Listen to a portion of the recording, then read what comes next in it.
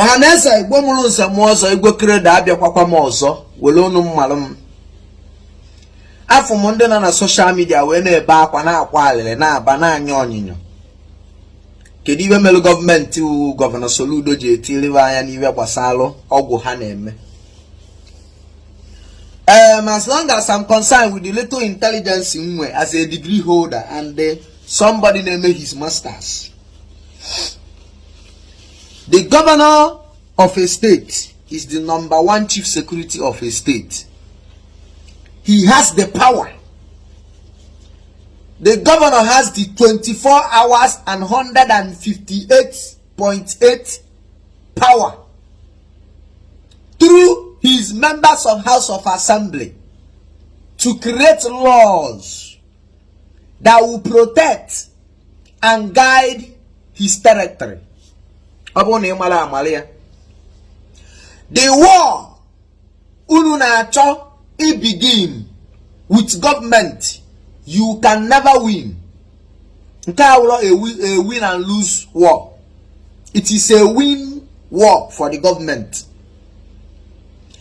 Anambra State, and we got a series of insecurity challenges and issues.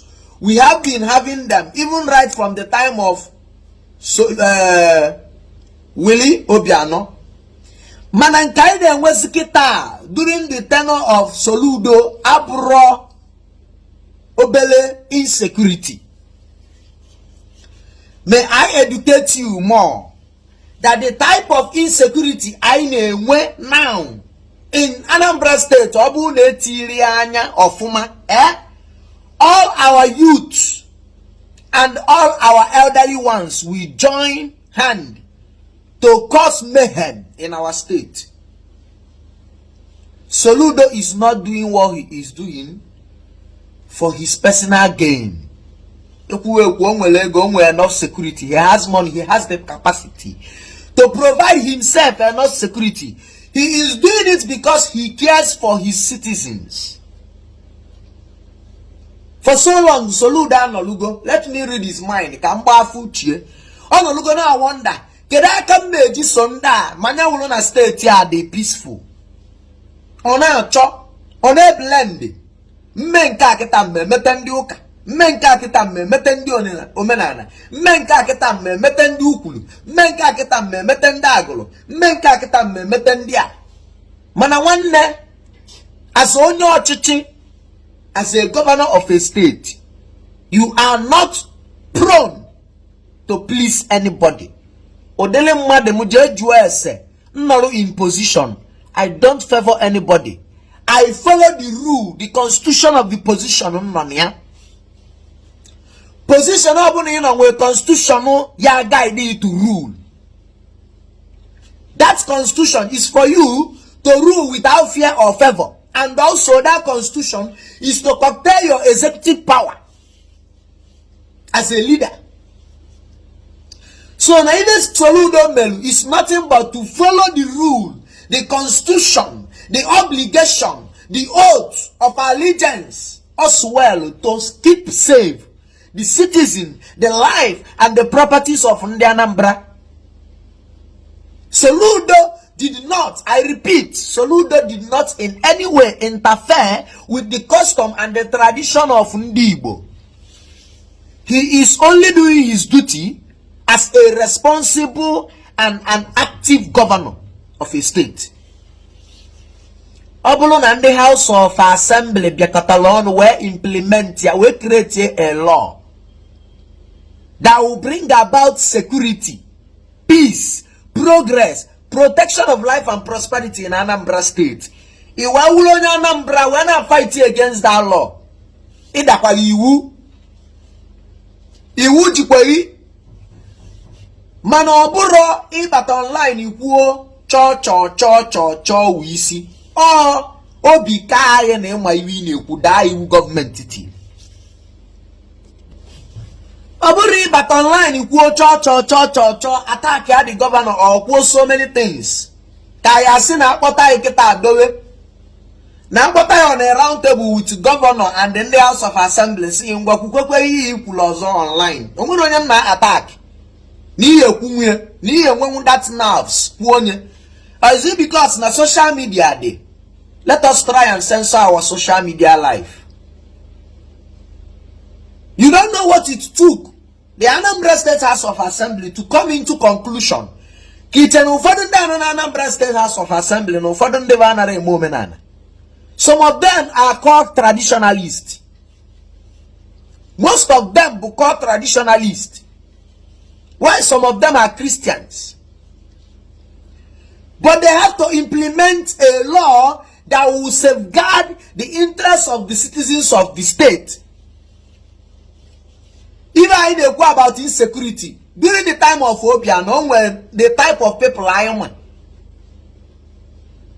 bụ ndị a na-akpọ ndị unknown gunmen, ndị insecurity, ndị bụ ndị secondary government. Mana kita obodo niile gbalụ gburugburu na Anambra nwechezi ndị omekome. Ụmụazị agụụ dị na arụ rapụzịrị ịgba mbọ, rapụ apprenticeship, ịgba mbọ ịmụ ọrụ afịa, ịmụ aka ọlụ, banyezie na omekome. Ụmụ kilikili ibe a na-etigasị aka. Masị na ba ji atụ ndụ mmanụ. And they talk okay, most of the videos I never drop about ndị a na-ejide, ndị udo ga-achị na-ejide. Most of them are elderly ones. Ụfọdụ n'ime ba akaligo 50. What I can go for? Yeah, no, who the young boys self. Yeah, na young boys no need young girls no need me, elderly people no need me, mandem pamadi no need me. Mandem pamadi, megini no need me. So many social vices na coherent na Anambra State. Anakatasi na onye nwa gbadi ọkụ, anakatasi na nwaanyị nwoke mụ nwunye ọkụ, anakatasi na nwaanyị ma di mma na-akọ. All these things which ihe government ji wee pụta wee sị mba. Na ya sanction this state, ya asacha state ya security wise. Mgbe Soludo ewepụtabe these laws, ụfọdụ si na Soludo just nọrụ na-eri security vote. Kịta anụ nwa ba agbago mbọ wee tinyego uchu to bring back our state to normalcy. Unapụta na-agbụ ya mgba. Onwenye Soludo si nya awa n'ọjị, nya atụ na nzu, nya agba na mmanụ ọkụ na ana, nya ekpe na-ekpele ndị ichie na ndị ana bie. Onwenye Soludo si nye nwene okponsi bie. Onwenye Soludo si nye mene ọdịnala bie. Asi freedom of worship. Freedom of worship a na-ekwu okwu, ọ bụ gị nwe ịbịazi na-elita government environment, government road. We don't have road, bad road, no road. Nke nwa governor alụrụ anyị road, alụ bucha aja. Peter chacha buche nnụnụ ma ụmụ ewu ma ụmụ udene ma ụmụ efi. Ebuli edawa na main road on audio eleka na cause environmental pollution in the state.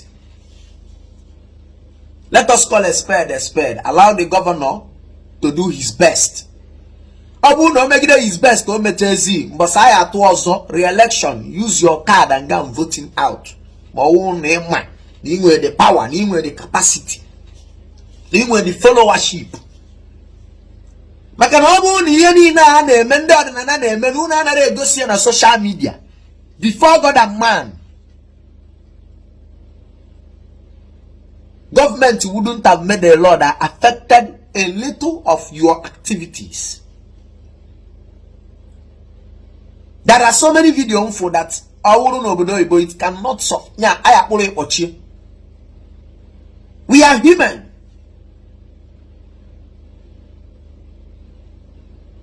So let us try and I muta joy ndo chaka I muta ezigbo ihe ba.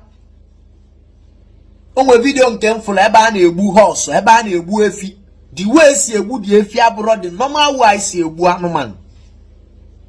Asimu no ka the ogu si well this.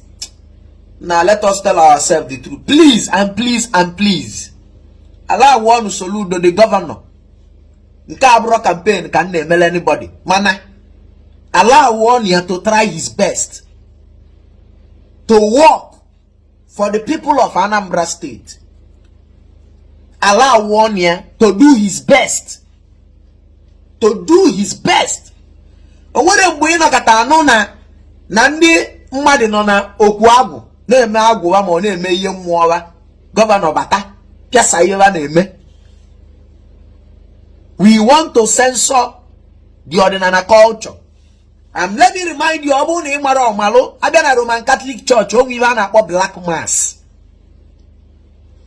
O nwere ihe ya wome in the Roman Catholic Church aka Black Mass. And anaka Black Mass, my dear friends, another 18 years na camera. O nwere ụfọdụ ihe aya na-eme na Roman Catholic Church. Ayara na 18 years na camera, ya afia na camera. Abịa na charismatic renewal. A na-eme deliverance another 18 years na camera. Abịa na charismatic renewal. A na-eme counseling another 18 years na camera. Abịa na Catholic. A na-edo confession another 18 years na camera. So si ya na 18 na camera e post na media bụ ihe ọ ya awa anya ifo iweli egba nkili ọtọ ya ụtọ dị mmụọ mmadụ anụ arụghị mma. Let the ordinary people learn how to put away some few type of cultural practices away from the media. Away from the media. Ụfọdụ ndị ọdịnala na-ebe akwa na-akwa na-asị na ndị Nollywood melu the world ji wee believe na ndị Igbo ndị eji ọgwụ ego igbu mmadụ ịtọgbu mmadụ igbu di mmadụ ka wee di na-ebe nwunye and so other vices, cultural vices a na-egosi na Nollywood. Mana ọ da same ndị ọdịnala ya na-agwụ oke ite na-egbu anụmanụ na-egbu ọbara na-eme so many things na-esie foto na-epostu na social media. Kedu ihe na-achọ igosipụta? Let us call a spade a spade. Biko, allow one of the governor to do his best. To do his timely best. Because he has time to do his best. To do his best to save the situation of the state. To save the security situation of the state. O nwere ụfọdụ obodo dị na Anambra anara abazi aba. Nwee ụfọdụ obodo ya wee banye na Anambra ya afụ moto. All those things will insecurity. And the other state are flourish both in economy, political, and the civil otherwise. A man I sanitize the state and make the state safe for the citizens of the state. Thank you.